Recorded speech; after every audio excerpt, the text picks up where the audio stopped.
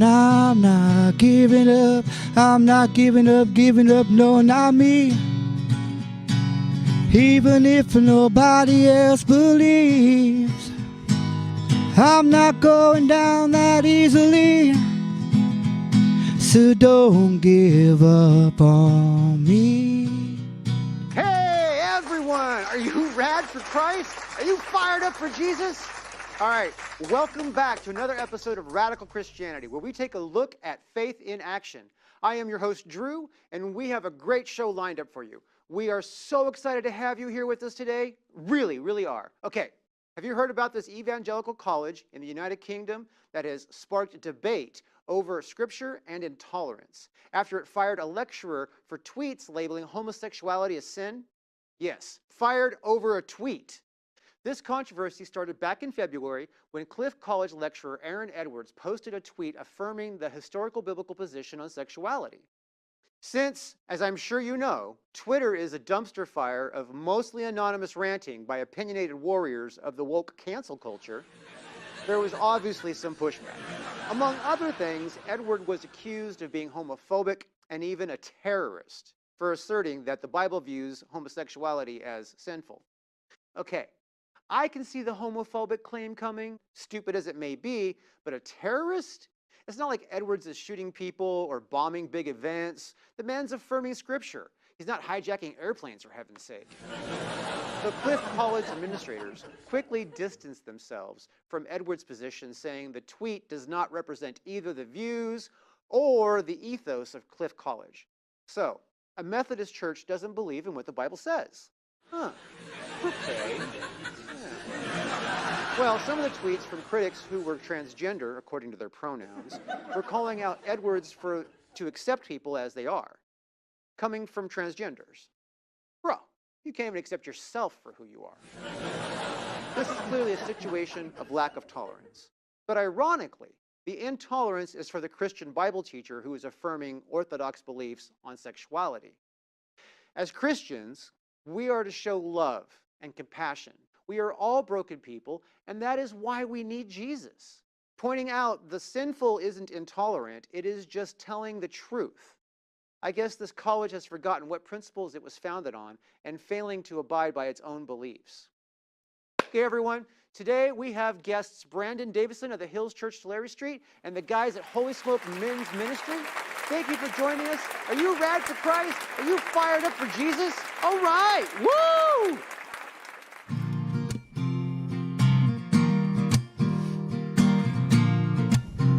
All right, everyone. This is a guest I'm excited about. This is my good friend. We have torn some dirt up together. He teaches an E2 12 class as well as runs the campus over on Tulare Street for the Hills Church. Ladies and gentlemen, please give a warm welcome to Brandon Davison. Yes. Right on, they are, man. Great to see you. Yeah, you too, man. Long time coming. Yeah. So yeah, it's great to have you here, Yeah. man. It's here. You know, we've been talking about this show for a while. Yes, you have. You've been aware of this for quite some time. I don't know, at least almost a year, probably, right? At least over a year, yeah. Yeah, that's Yep. wild, right? So, please share with the audience your testimony. My testimony, geez. Make it easy, huh? So, It's my job. well, brace yourself. So it started for me really early. I was born in the 80s to drug-addicted parents. Both my parents were into cocaine. My mom was really young. She was 16 when she had me. My dad was 26. He ended up going to prison for getting my mom pregnant, which kind of set a theme in my life. My dad just being in and out of prison my whole childhood. Mom was just a kid herself, so she didn't really know how to raise me. Whenever my dad was out of prison, he made it known to me as a kid that he didn't want me as a part of his life. I was never part of the plan. You know, I kind of messed up his plans. He was the neighborhood drug dealer, and now he had to settle down with this woman and try to raise a family. And so that really kind of set the tone for my growing up. But you know, when you're a kid, your dad is like your superhero, right? And so I wanted to be just like my dad when I grew up, but all I saw from my dad was dysfunction. He was not a good husband, wasn't a good dad, wasn't actually necessarily a good person. And so really early on, I started following in my dad's footsteps. So 12 years old, I started getting arrested. I was boosting from stores, stealing cartons of cigarettes to sell to the high schoolers. By 14, I had went to juvenile hall for a string of residential burglaries. I was the little mastermind in the neighborhood. Got a bunch of kids to go break into houses, and we were stealing booze and whatnot. And I ended up getting busted for that. And it was at 14, the juvenile courts, the judge told me that he was going to send me to prison until I was 18 because he said I had a voracious appetite for other people's property. And that always stuck out to me. And he said, I'm going to sentence you to prison until you're 18, or you can go to this military school. And if you graduate this school and you do good, we'll let you off the hook and expunge your record. So at 14, I ended up in this military school.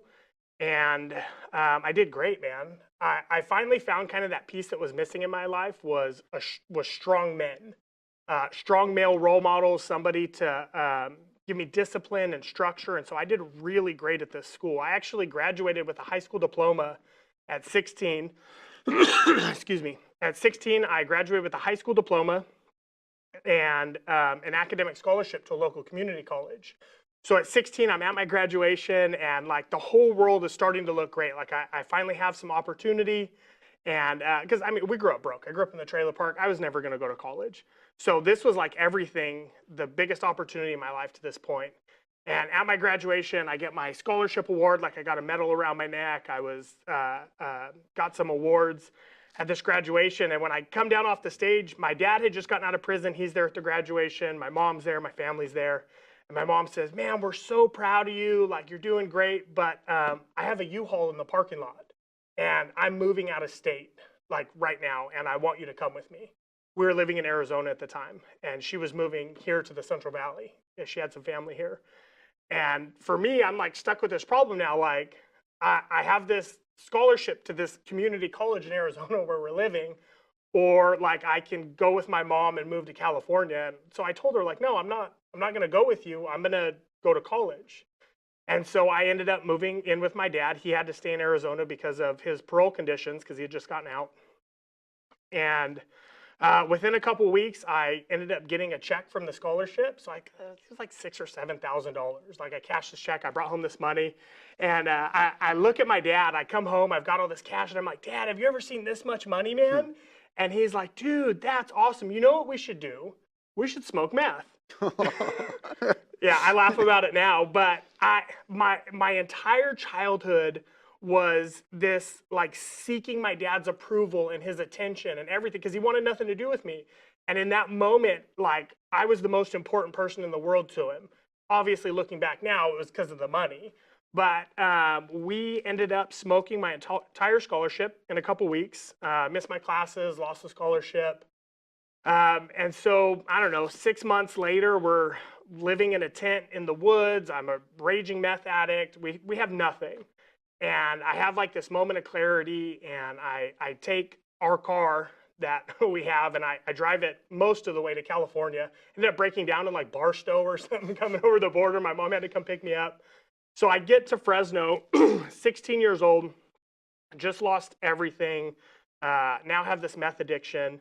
And I'm like, dude, this is a fresh start. Like, Fresno's going to be awesome. Nobody knows me. I can start over fresh here, right? Well, what happens is, I don't know if you are aware of this or not, but like there's meth in Fresno. Yeah, Carruthers like the capital of the world. So I pretty quickly find the meth in Fresno and just get right back to my addiction. And I'm not working, so like meth isn't free. So I need to start figuring out how to pay for meth. And what everyone was doing was committing crimes. And so I was like, okay, cool. Well, like I'll start stealing cars like these guys are. But the problem is I don't know how to steal cars. And so there's not like YouTube back then to like, oh, how do I hotwire a car? So I start attempting to steal cars. But what happens when like you're not good at committing crimes is you get arrested. And so I started getting arrested. And literally the week after my 18th birthday, I'm sitting in the Fresno County Jail. And I end up on a bus headed to Wasco State Prison.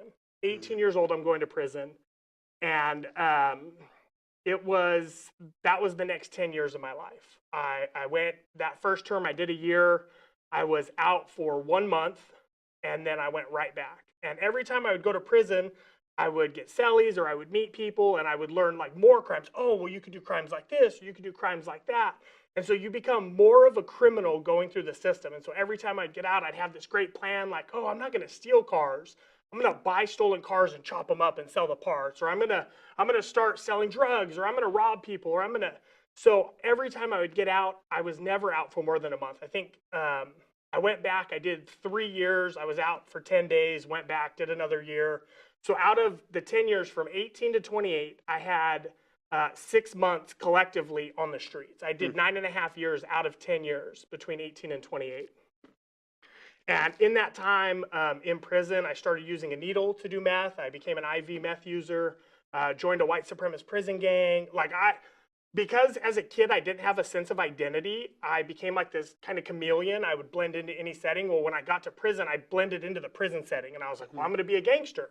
Start beating people up and volunteering to stab people. And like I was just fully invested in that life because it gave me the affirmation that I needed. You would go beat someone up and people were like, dude, you're awesome. Like, good job, kid.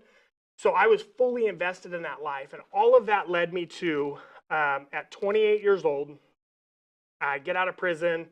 I meet a girl. I'm with her for a few months. We have this great life until she finds out I'm using drugs.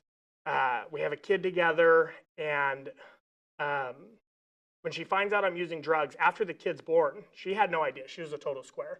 Math major from Cal Poly. Amazing woman.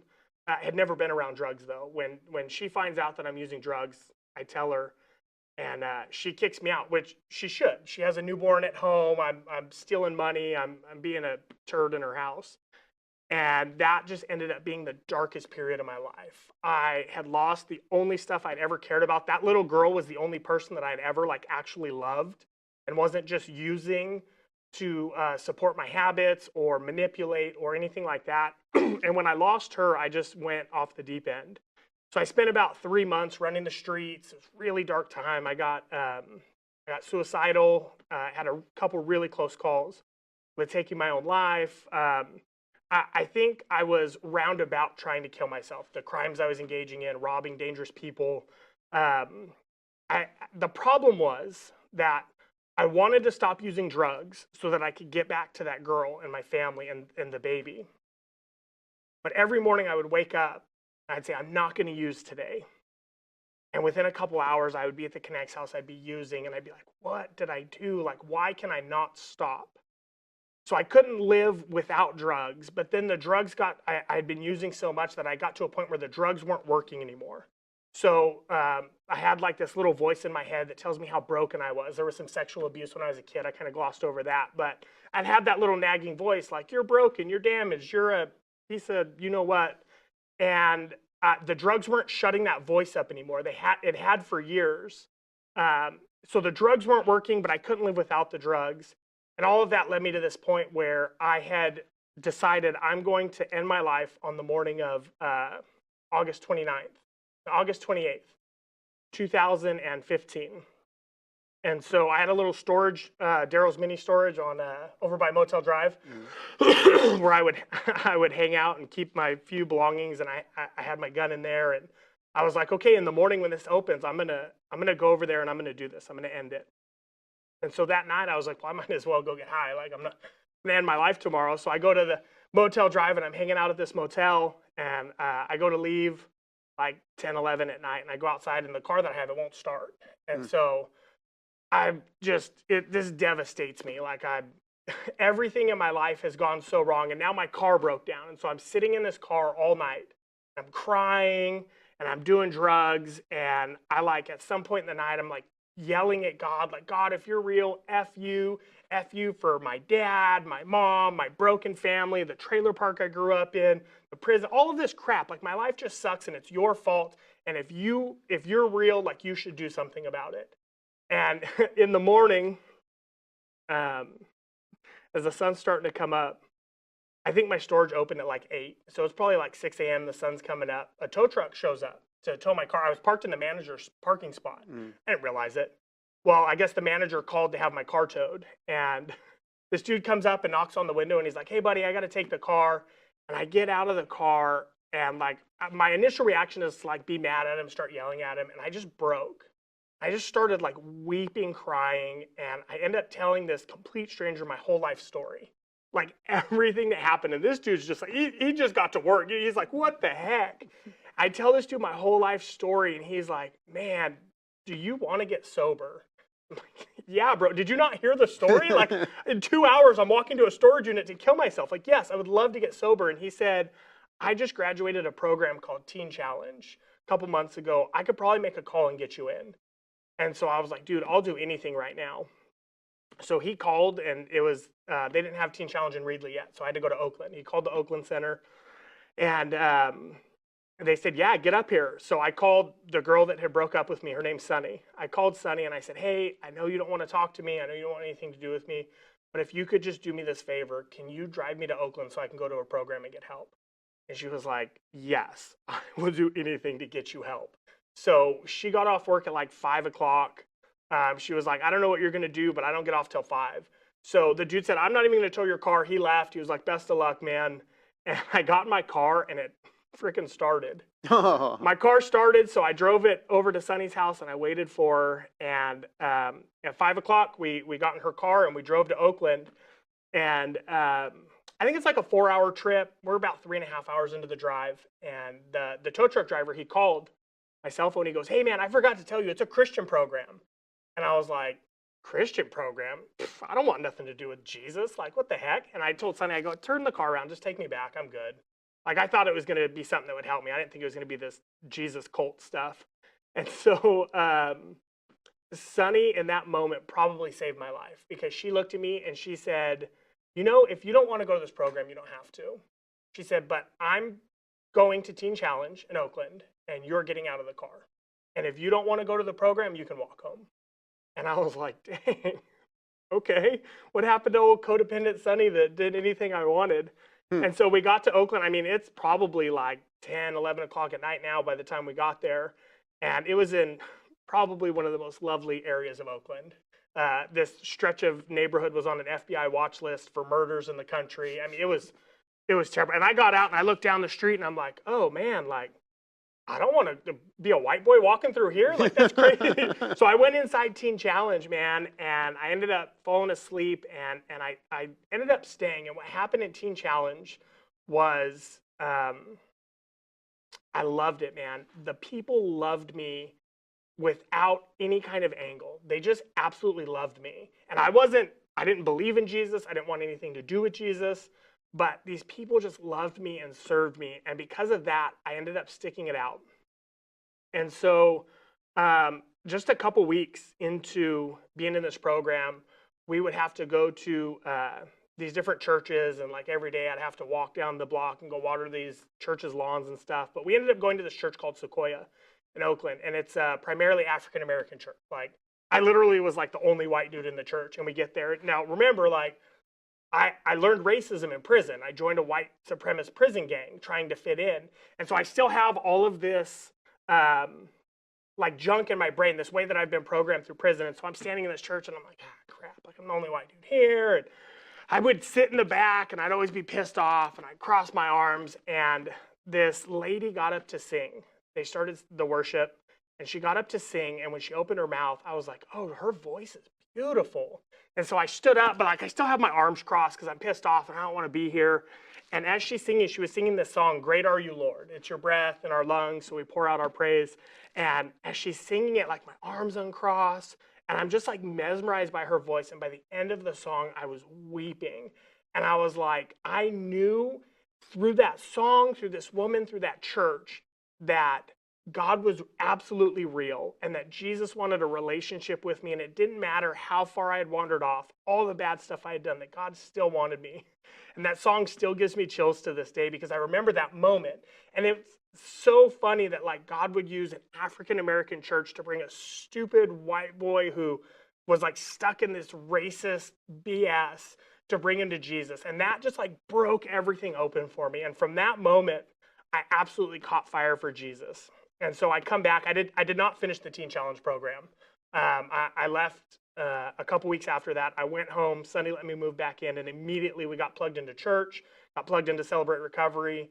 And for the first probably like 2 years that I was home, I'd go to 2 or 3 different church services on a Sunday. We'd go to 2 or 3 different Celebrate Recovery meetings during the week. And I just absolutely, as much as I chased drugs and crime on the streets, I started chasing Jesus and his church. I just absolutely fell in love with it. That's awesome. Yeah, that's kind of it in a nutshell. So, all right. So you have come a long way even from then. Oh, totally. Yeah. I mean, like Sunny is My now wife. your wife Yep, now. Yep. Yeah, and she's amazing. Yeah, she's the most amazing person I've ever met. Sonny, Yeah. if you end up watching this, I love you. He really does.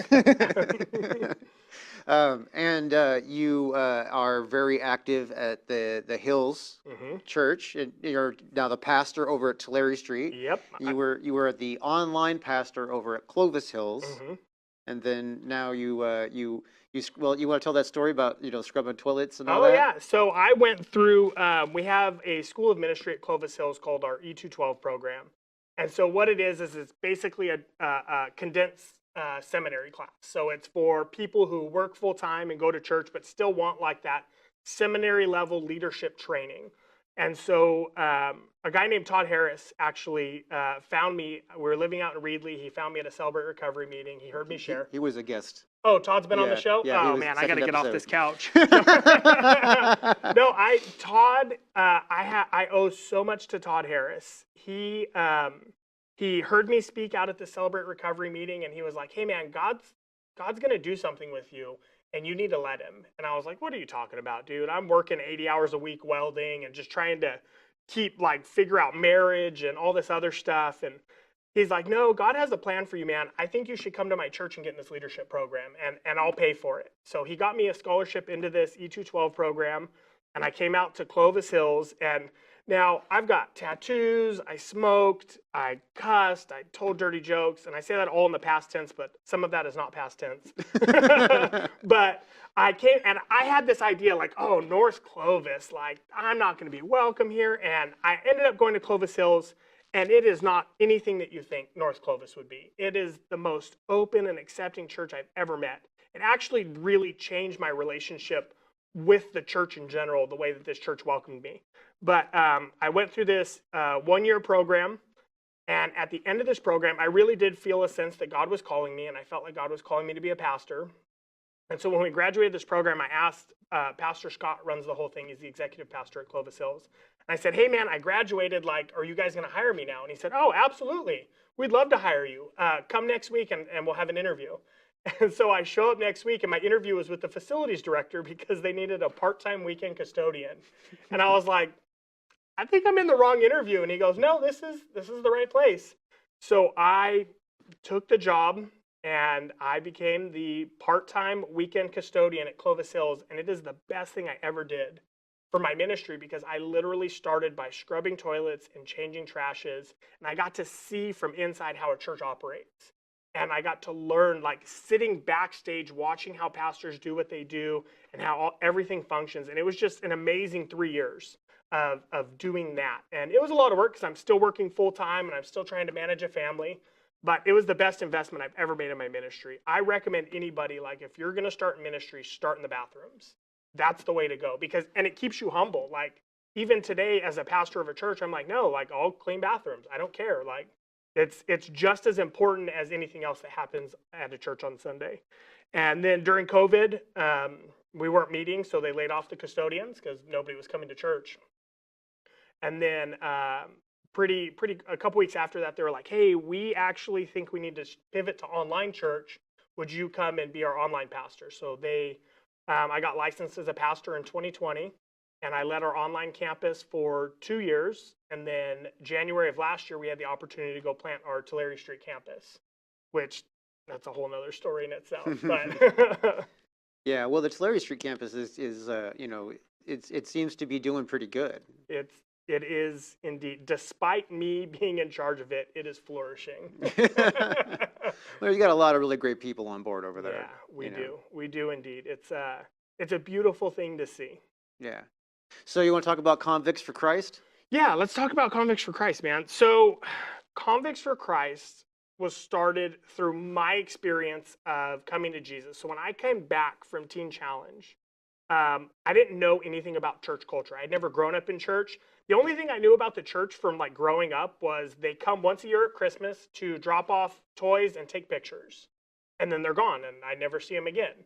And so I thought all kinds of things about the church. So not knowing anything about church, I just started going randomly to churches in town on Sunday, and I would not dress up. I used to wear wife beaters until I got fat. I'd wear a t-shirt, jeans, flip-flops, tattoos, flick a cigarette out as I'm going through the door. And my experience was I got unwelcomed at a lot of churches. Hey, we don't dress like that. Hey, we don't talk like that. Hey, maybe you should try somewhere else. And if it wasn't for the fact that I was absolutely convinced that if I didn't figure this thing out with Jesus, I was going to go back to the streets and end up dead. Like, that was the driving force in my stubbornness to keep going. Because it was really defeating week after week to not be welcome at church after church. And so until I finally found, I found a couple of churches where it was cool to go, but then when I finally landed at Clovis Hills, and I was like, this is how we should treat people when they come through the door. It doesn't matter where you've been, because we don't care about where you've been, because Jesus didn't care about where people have been. We care about where they're going. So come in dressed however you are, in whatever shape you're in, and let's introduce you to Jesus and let him take care of where you're going. So when I found that, like, that was it for me, and I found a home and got comfortable and started to dive in to discipleship and serving and all of that. So Convicts for Christ was born out of that experience. So I have this passion, this desire in my heart to see people coming out of prison and out of addiction find a thriving relationship with Jesus that can change their life, that can radically transform their life. And the problem is, some of these guys, if they get out of prison, they're like, hey, I really don't want to go back to prison. I should try a church. If they go to one of those churches that I found, and they say, hey, no, we don't want your kind here, they might be like, well, screw church and just go back to the streets. And right now, especially, we've got this fentanyl epidemic. A lot of my people from back in the day are dying, and I don't want to see that. So we created Convicts for Christ. It's essentially a network of people who have come out of addiction, come out of prison, lifestyle, have had life transformational experiences with Jesus.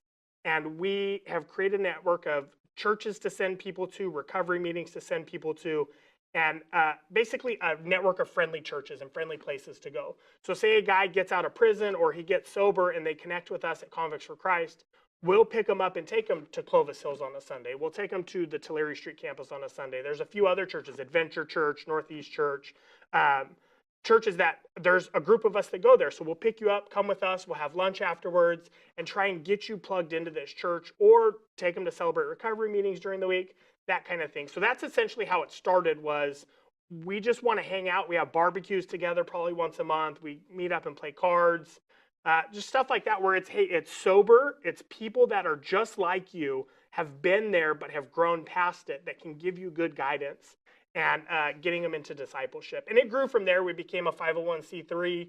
And so now we have a component where when people are getting out, we take them to go see their parole officer. We get them clothes. We get them a cell phone, try and get them plugged into a sober living house, and walk through their first couple months with them. Because my experience, and a lot of people's experience coming out of prison, is those first couple days are critical.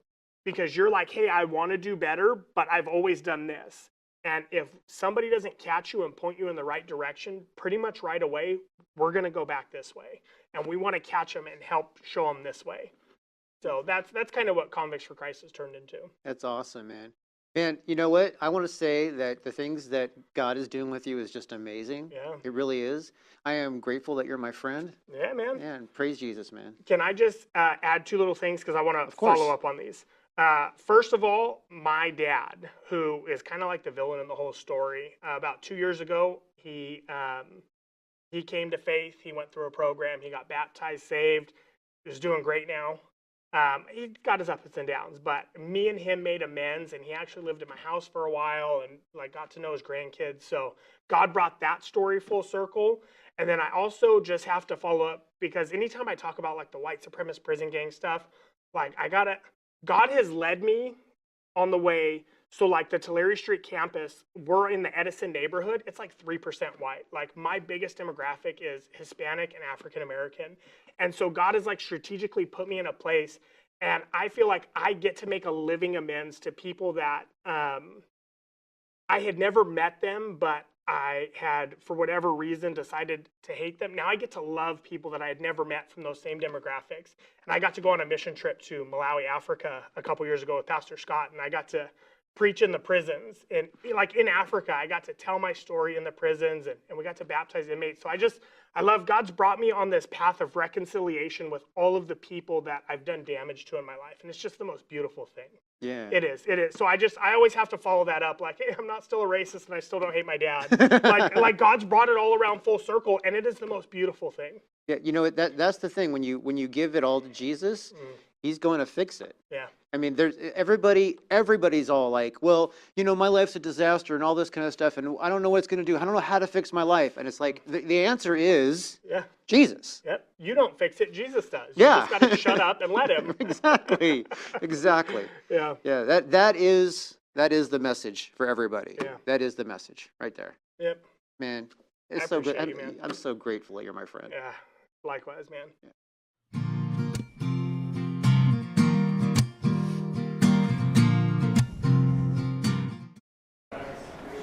So, Frank, What's up, Drew? how you doing, man? Good, thank you. Good. So, for the audience here, if you could just tell us how you introduced to Holy Smoke. Thank you. So, about 35 years ago, I started hanging out with an ambitious young contractor named Eric Tinkin. We used to use my expense account as our personal lunch fund and bond over business ideas. It didn't take long before he corrupted me in the pleasures of cigar smoking. And then who knew, 3 decades later, he'd become the founder of what is becoming an international men's movement that combines cigar smoking with Bible study. That's pretty awesome. So tell me, what's the most amazing thing you've seen with Holy Smoke so far? You know, it's interesting. Men have a really traditionally, historically, a hard time finding a place where we could lay down our sword and just be ourselves. Holy Smoke offers an atmosphere of genuineness and vulnerability that, not surprisingly, becomes a catalyst for changed lives. And I've seen, over 3 years I've been involved, more changed lives than in many years of traditional church. All right, so changed lives is the thing. Any specific story you want to share? There have been, well, as a general sense, there have been tears in this room. There have been people sharing stuff that's been deep secrets they've shared to 20 men because of the safe environment we have here. We've even gone to baptisms, salvations. We have a judge that has convicted felons, and they end up meeting in this group and not hate each other, and it's a catalyst for healing as well. That's awesome. Frank, thank you. So glad of what you guys do here. It's awesome. Thanks, Drew. All right, Scott. Okay, Yep. so what does Holy Smoke mean to you? Holy Smoke has been an incredible journey by accident. Oh, okay. It's really an accidental journey, which I think is the way God oftentimes works. So Eric and I, we knew a couple guys that were in the cigar shop that were interested in the Bible, but they didn't go to church. They just had questions, and so he said, well, let's invite them to come over to my backyard. We'll smoke cigars. So that's how it started. And then it was more guys and more guys and more guys, and now there's Holy Smokes popping up all over the place. So sometimes I guess you don't know what God is up to. You just obey the first step, right? So Eric was obedient to the first step. He had concerns and desire for these guys to come to know Jesus, and they did. Two guys. One guy gave his life to Jesus in the middle of Westwoods, praying the prayer, and he was one of the guys that was the original. He was there at that one impromptu meeting in Eric's backyard, and it just morphed into a Bible study that we do now every Thursday, and other people are doing it around the country. So it's been cool. That's awesome. That's really awesome. Okay, so what would you say is the most incredible thing that you've seen or experienced since Holy Smoke started? The most incredible experience? Yeah, with Holy Smoke, yeah. Gosh, that's hard to pin down. I would say just seeing the lights come on in different guys' lives where they believe or they have faith or something about the Bible, but then all of a sudden the lights come on, and it's like they get it, right? That's the work of the Holy Spirit. Something we say all the time here is you let the Word of God do the work of God. So we're just walking through the Word of God, and God's Spirit then breathes life into it. It comes alive in people's hearts and minds and brings about transformation. That's awesome. That's really awesome. You got your coin? I've got my coin right here. All right, cool. Thanks, Scott. Thank Great you. seeing you. You too. So, Dustin, you have started a Holy Smoke in Baton Rouge, Louisiana. Yes, sir. Can you tell me about that? Yeah, so I moved down there, connected with some really great guys, and we had done something similar to Holy Smoke previously where we had lived other places, but I wasn't even aware of Holy Smoke. So a friend of mine, Chris, said, we do this thing out in Clovis, Fresno, where I'm from, and I said, that's a great idea, and so I kind of pitch it to some of my buddies out in Baton Rouge. I'm like, this is a thing that we can do, and they immediately bit. And the whole purpose was, the four of us were Christian guys, very, very solid, and we like drinking beer, we enjoy whiskey, we enjoy cigars, but we noticed there was not a good transition group for people in the Bible Belt to make it into church. A lot of people just didn't feel comfortable in church, didn't feel like church was the place for them, and so we decided to start this, one, so we'd have more time to hang out, but two, to give guys kind of that in-between to show that, the gospel is for you, right? And showing that they can, drop their guard and just be them. That's awesome. So what's the most amazing thing you've seen with Holy Smoke so far? Just some immediate community. The group has been, I think we hit a max of 12 guys at any given meeting. So when you compare that to some of the other groups, we're a little bit smaller. But I mean, it is instant, tight community. You got friends that just otherwise wouldn't be friends, and how easy it is for them to want to be held accountable with each other. That's been great. When you get to the prayer request at the end, it's like, hey, what can we pray for each other? And guys just kind of drop the heavy loads that I don't see coming, because maybe as a facilitator, I'm just trying to get through, the points and make sure that we stay on topic and everything. And then a guy drops something real. That's always been, to me, the most fascinating part. That's awesome. That's really awesome. Justin, great meeting you. Thanks. So glad you're doing this. I appreciate it. Thank you. All right, right on, man. Right on. So, Judge, it is good to see you again. Yes. Okay.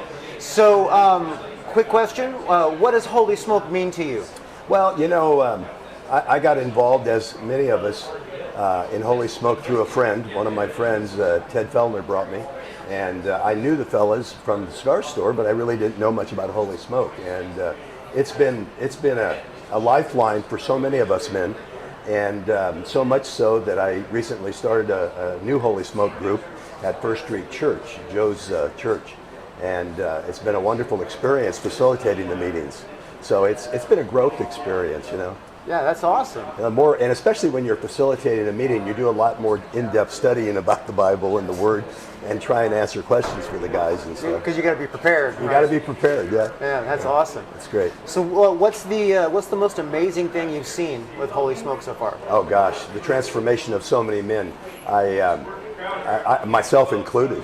Eric teases me once in a while because as a judge, I've been retired for a few years now, and during that period of times when I got involved with Holy Smoke, and myself and so many men have changed.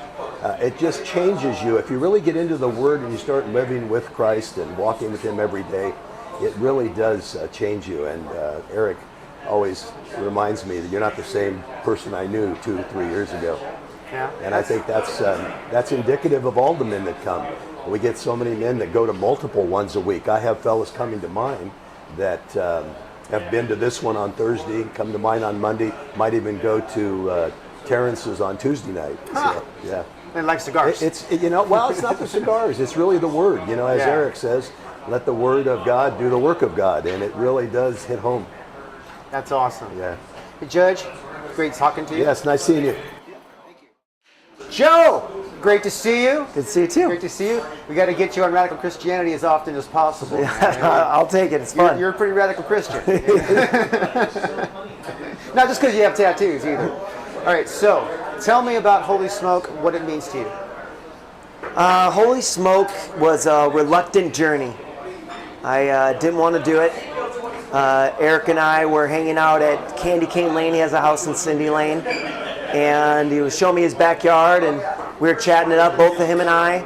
We go to the cigar lounge and find ourselves in massive questions about the Bible. Guys who'd never go to church, but they were like, but they wouldn't, now that I'm there, or another Christian was there, be like, hey, I got a question. It's like politics or sports, but then it would be the Bible, and the Bible came up a lot. So we're looking at his backyard. Oh, man, this backyard's gorgeous. This would be perfect for a Bible study. He goes, let's do it. Let's start a Bible study with cigars. I go, great, you do it. He goes, no, it'd be awesome. Let's do it. I go, no, you do it. He goes like, no, you, me, Scott. I said, all right. And so it was this reluctant journey that turned out to be one of the best experiences of my life. Probably the most honest dialogue. One of the rules of Holy Smoke is use any language you want. Part of the reason a lot of guys who don't know Jesus, they're like, I don't know the rules. I don't know, like if I go to churches, I swear, I don't know the right things to say. And so we said, you don't need to know any of the rules. There are no rules. We're just going to talk about God. And so guys started coming who knew nothing about Jesus. They like cigars, they like to talk. And so this reluctant journey has blossomed into this amazing ministry, whereas Judge started the first Holy Smoke out of my church. And so we have one out of the back room of our church where even our church is excited about it. First Street. They're stoked about the ministry that's happening here. That's awesome. Yeah. That's awesome. So tell me the most amazing thing you've seen with Holy Smoke so far. I won't use names because the second rule of Holy Smoke is what's said at Holy Smoke stays Holy Smoke. You're probably going to figure it out. But anyways, one guy at our church is a sitting judge. And so he was a judge for a long time. And he's there and he's telling his stories and he's talking. It's early on in Holy Smoke. We're just getting started. Months and months go by. One guy's sitting in there, been sitting there for months, and he says, hey, you don't know this, Judge, but you presided over my my divorce trial. You've been sitting quiet the whole time. He said, you presided over my divorce trial, and you took my kids away from me. Ouch. And he goes, and it was the best thing that ever happened to me. He goes, you made the right decision. That guy today has a relationship with his kids, completely restored with his family, amazing godly guy. And here they, I mean, there's crying. There's a lot of crying in Holy Smoke. And just this like part of someone's journey where he gets to come back around and say, at the time I didn't get it, but I look back now and see what a good thing it was for me to become the man that I needed to be. Probably one of my favorite stories of Holy Smoke. That's awesome. Yeah. That's a terrific story. All right, man. So where do you think Holy Smoke's going to be in the future? You know, we just launched a cigar. It's going to come out in May. The Holy Smoke cigar. There's 12 of them. It's called the Disciples. The 12 Disciples. Really? And yeah. Where do you get those at? So we actually had them made by the top manufacturer in Esteli in Nicaragua. Top rollers.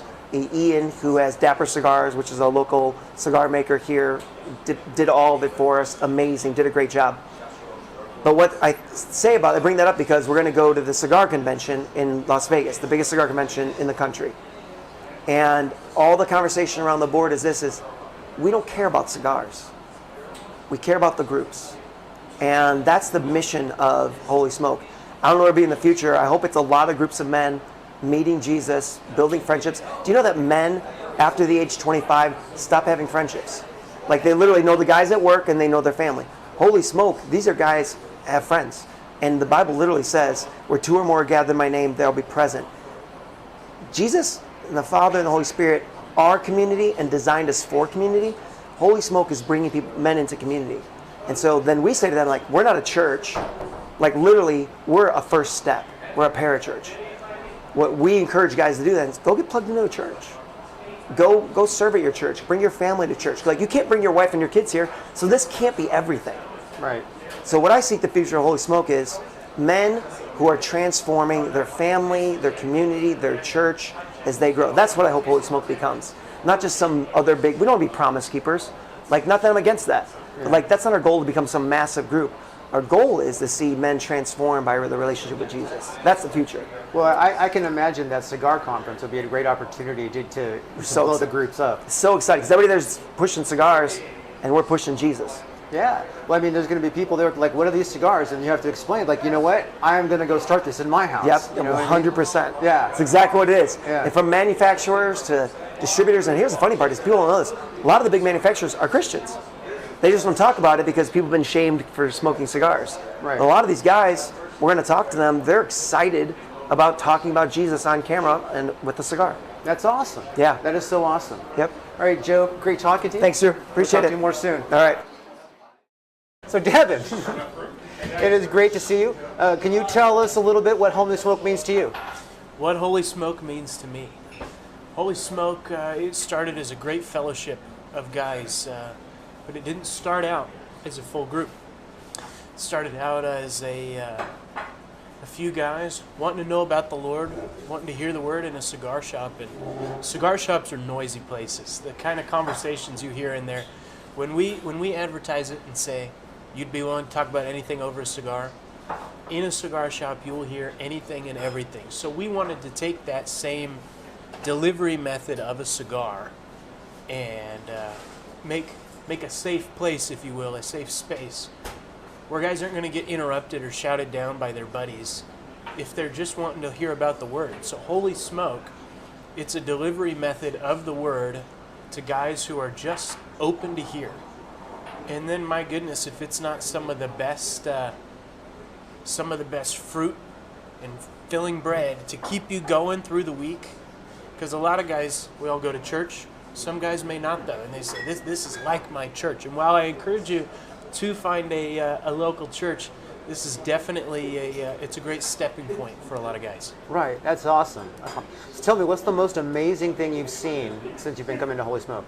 Most amazing thing I've seen since coming to Holy Smoke. We've had some guys, I'm not going to name any names, but you would never think they'd have anything to do with it. Rough, cigar-smoking dudes who just come because all their buddies are here. Well, then they come to a saving faith in Jesus Christ, and I say, no matter what else I could be doing with my free time, there is nothing more important than that. And even one soul saved by this is the most amazing. And we've had many. We've had many. That's awesome. That's awesome. So where do you see Holy Smoke going in the future? Gosh, we're already expanding to many different states. I'd love to have it just keep expanding. More Holy Smokes than Starbucks would be. Every corner. It'd be great. You know, my wife and I moved a little out of town. It'd be great to start one there. There's natural growth to it, and with the Holy Smoke cigar coming out, there's going to be lots of resources available. And when we get our website and everything up and rolling, this could be a big Bible study that anyone can tack into, and it'll be great. That's awesome. Hey, great seeing you. My pleasure. All right, See you. thank you. Eric, Drew, how you doing? I'm doing great, man. It's great to see you, man. I'm so impressed by all this, man. Oh, shoot. It's God. Yeah, I understand that one fully. You know, it's like some things we just can't do on our own. We just have to let God run it, right? So, tell me what Holy Smoke means to you. Well, I was kind of excited to hear about your deal, radical Christianity, huh? Yeah. So, I mean, I'm thinking, are we doing something radical? But this is I don't definitely know. radical here. I yeah. guess some people might consider it radical, you know, to have a cigar and open the Word. But what we're doing is we just like to let the Word of God do the work of God. That's kind of a saying that we have at Holy Smoke. And what we mean by that is, you know, it isn't about necessarily teaching or preaching. No one gets up and does a sermon. We just get together as a group of guys and we open up the Word and we just, as the saying goes, we let the Word of God do the work of God. So conversation ensues over a great cigar. There's something really disarming about having a cigar. I heard someone say once that, you know, guys will talk about anything over a cigar. And so that's kind of how it started. And I know you've heard it before, but, you know, we're at a cigar shop or you've been at maybe a bar or at some sort of a place where Bible talk starts happening, you know. Guys will start talking about religion, but it always ends up getting interrupted. Other guys will like maybe even heckle. And it started really with, there was one guy, Robbie Champagne, and we would have these talks, and then he would get really quiet because other guys would chime in and say stuff. Oh, yeah, is this? We're talking about Jesus at the cigar lounge. Is that allowed? And so I said, hey, Robbie, you're interested in what God really has to say. Would you ever consider having a cigar outside of the lounge and we open up the Word and really see what it has to say? He's like, yeah. And all of a sudden a light bulb goes on, and I tell Joe, I go, Joe, why do we have to get together in a little holy huddle inside a church building and read the Bible? Let's just be ourselves. What's more authentic than an actual conversation over the Bible with a cigar? So some people think it's kind of weird that, like, hey, what is that? You're going to have a Bible study and then light a cigar? Is that such sacrilege? And I'm like, is it sacrilege if you're living your true life and you're enjoying a cigar with another man and you start talking about Jesus? Well, no, that's fine. That's how it goes. I go, so what's the difference if I light the cigar while we're talking or right after, or I light it first and then say let's talk? So we just realized there's no difference between having a cigar and reading the Word. So some of the groups around the country do different things. Some guys are really into microbrews. I know you heard one guy come talking about the Baton Rouge group. A lot of home brew guys in that. Some guys do their own distilling and make their own whiskey. Some guys actually make a wine, and they have like a little house wine because they've got a few, vineyard, and so we just embraced, true life and where guys are. It's just been great. It's been great. So I don't know what the original question was, but I was just excited to tell you how well a cigar works with reading the Word, and it's amazing. A lot of questions, a lot of vulnerability, and that's what really makes it great. Is guys are able to say, it's kind of safe because we're all here, we all have a cigar in our hand, and we're all talking about the Bible. So they let it out, and life change just seems to happen. I want to say magically over a cigar, but we know it's no magic. Yeah, it's definitely not magic. So what would be the most amazing thing you've seen since you started Holy Smoke? Well, to me, the reason we started it was because we want to see life change. I've heard different versions of that answer, and they're all kind of the same. We view it sort of as an on-ramp. Some guys have told me that going to a Holy Smoke is the greatest church experience they've ever had. And when that's been told to me, I say, well, realize that this isn't a church. Yes, you get to stop and ask questions, where you don't get to stop your pastor on Sunday and ask any questions, right? That would be funny. So you're being sort of preached, I hate to say preached at, but you get to be part of it and really be able to work out your salvation, work out what God's talking to you through interaction and conversation with others. And something interesting we found out is if you are a personal studier where you get in a quiet place and you study and you feel like you've really deciphered what it is God's saying through a certain passage, but then you share that exact passage with another man, and he has a new perspective. Not necessarily different, but a new perspective. It's as though the Word is speaking to him through his life experience a little bit differently. And then that same person that thought he got that information out of the Word now has more. And now you add 4 or 5 guys over the same passage, really saying, well, this is what I think God's saying. And over here in this other part of the book or a chapter or in the Bible, here's what that says. And they're like, wow. And we just end up going around. And it's funny because I think we were in Acts 2, and I think we were in Acts 2 for like a year and a half. Because there'd be times where we would read, and I'm thinking, okay, are we going to get through one word? Not verse, but 1 word, 2 words, 3 words. So you'll end up getting through, one verse and really discussing it, and guys walk away like, man, God spoke to me. So I think you're talking about life change a little bit, or what I think is the greatest thing that's happened is it's been an on-ramp for guys to really reconnect with their roots. So many people had bad church experience. Some people will tell you they've been hurt by the church. And church is fine. It's the people in the church that hurt people. you know, and you're going to have that everywhere. Right. So it really allows a chance for a guy to kind of safely step in and reconnect. And then we really encourage people to not go to any one church, but to find a home. You know, this is great. And if this Bible study is working for you, then find a home, bring your family, go to that church. So, you know, we're not a single denomination. We're really about the Word and getting God and men back into community with each other. So, I don't know, that's exciting. You want to hear about an exciting thing that isn't really life change? I brought this. This is the only. Oh, you got them? This is yeah. a cigar that we've created over years. And I love the logo. I love the the logo. Yeah, Crown of Thorns. This is actually called Genesis. It's our first cigar. Okay. So we're rolling out the cigar not so that we can say, oh, we have a cigar. We're not a cigar company. This is really sort of a sense of pride for the guys, because they are, in fact, cigar smokers. That's what is the common denominator. That's what united people.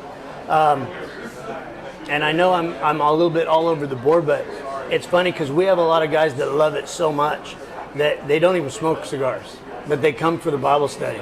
Some pipe smokers too. So we allow you just come however you want, but just show up.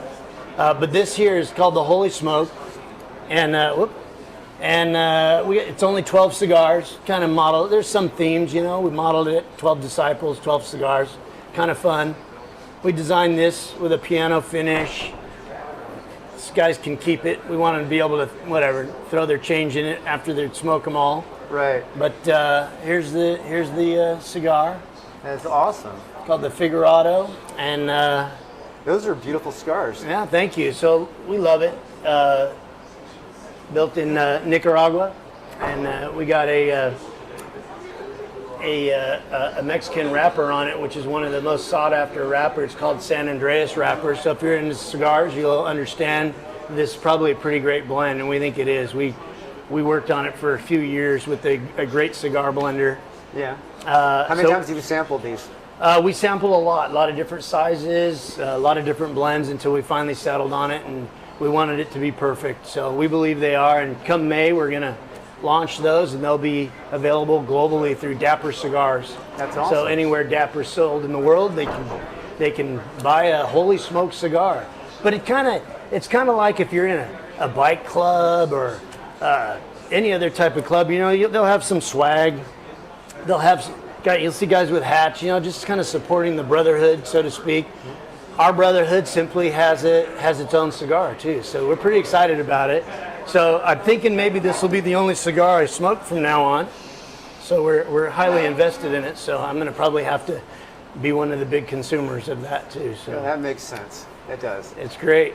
Eric, this is all really impressive. I'm so grateful that you were doing this, and I'm sure God is too. We're excited. Jazz. Yes, good to sir. See you. Good to see you, Drew. How are you? I am doing all right. I am so impressed by what you guys are doing here.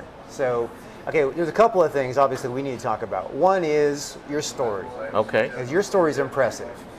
I appreciate that. Well, you know, as you know, I was born in a third world country, but had the opportunity to come to a great country like this, the United States, and to be able to have the ability to go from one religion to another, right? It's something that nobody thinks about, right? Something that they're born into, and it's like, what are you doing? How can you change religions, or what got you to change?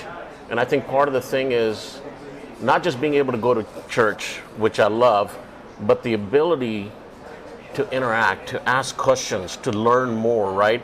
As I'm somebody that always wants to know more. So my questions used to pop up in my head as I'm sitting in church, and I'm like, how do I get to know more? How do I get to dig in deeper? And that's what Holy Smoke has done for me. Okay, excellent. That's awesome. Thank you. So you were Sikh before? I was born into the Sikh religion. I was born in India.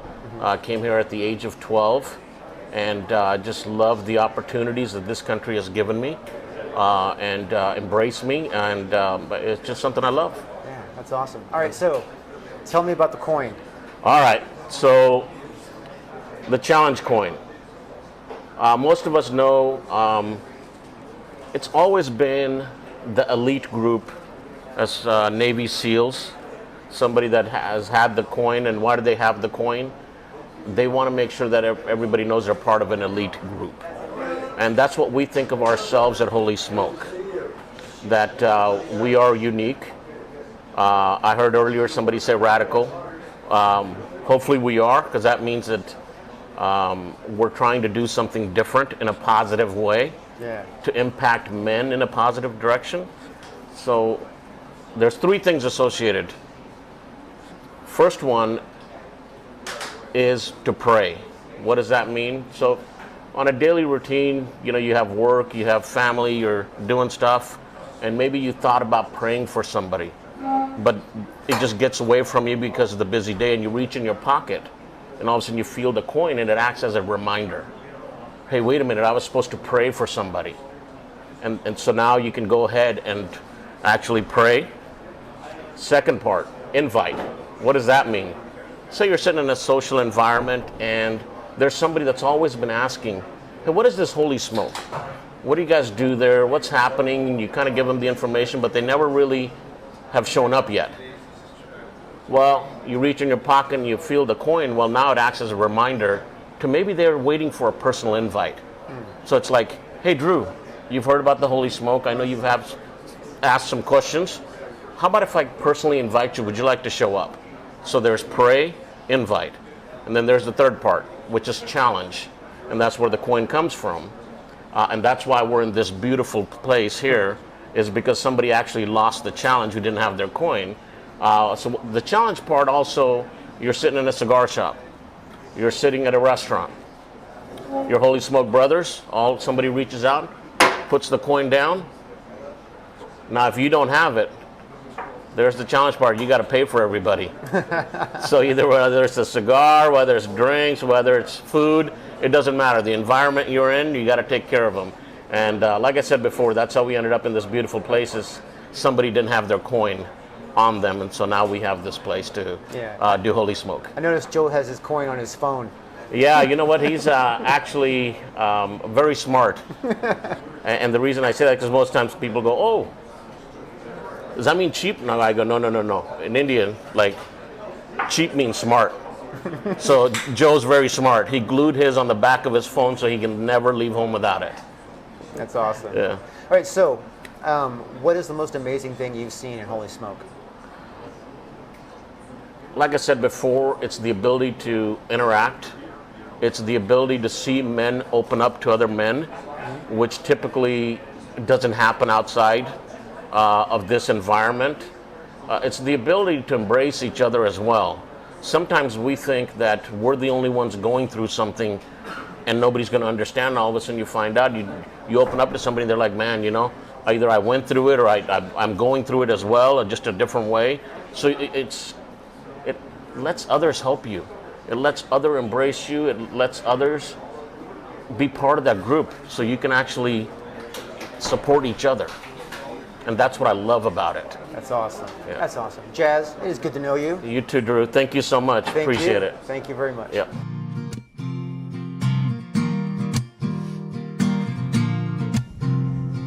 Hey everyone, I just want to thank you so much for coming out and hanging out with us today for another episode of Radical Christianity.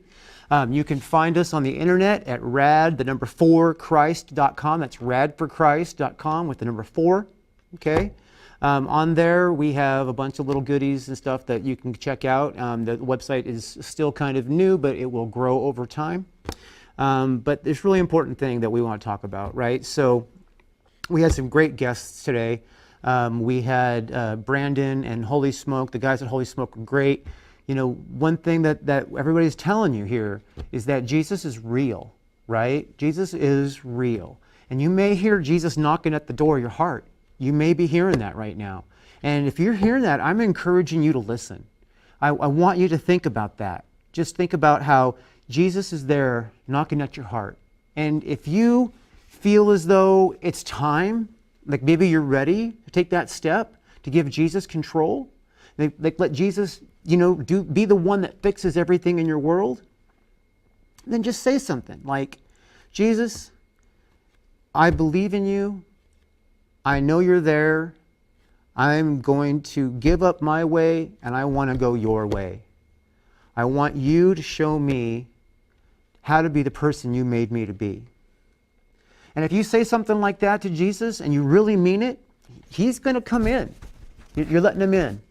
And if you do that, and you've done that during the show with us just now, I want you to go on radforchrist.com and fill out the form and let us know.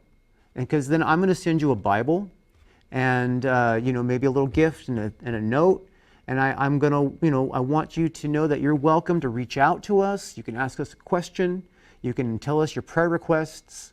Whatever it is you need, we are here for you, okay? Because it's really important that you know this, that Jesus Christ loves you, and so do I. All right? God bless you, and thank you for watching an episode of Radical Christianity. Isn't it amazing how a man can find himself alone?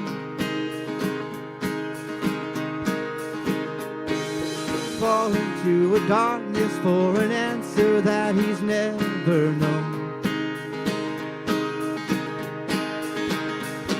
And isn't it amazing how a God could take a broken man?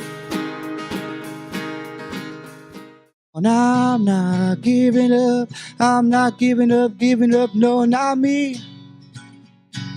Even if nobody else believes, I'm not going down that easily.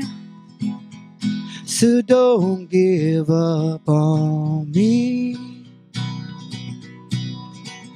I will